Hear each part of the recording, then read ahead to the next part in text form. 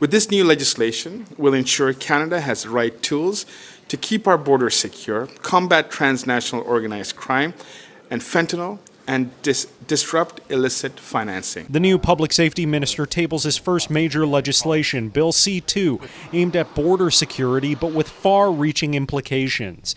If passed, C-2 gives CBSA officers more powers to search export warehouses, make it easier for law enforcement to pass sex offender information to American authorities, and restrict large cash transactions, which the government believes is chiefly used for international crime. This is about delivering a win for Canada and ensuring that our borders are safer, our communities are safer.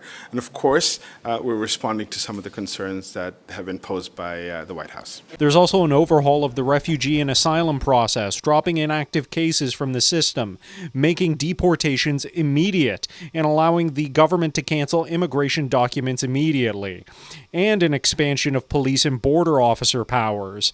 Electronic service providers would be required to provide certain information to police without a warrant, and the government says to fight fentanyl trafficking, C-2 would remove restrictions on police opening mail. In a free and democratic society, we are not supposed to be under government observation.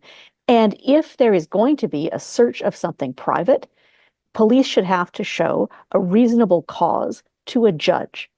I'm not saying that you should never be able to search if you have appropriate court orders, but I really dislike the idea of leaving this in the hands of individual police officers.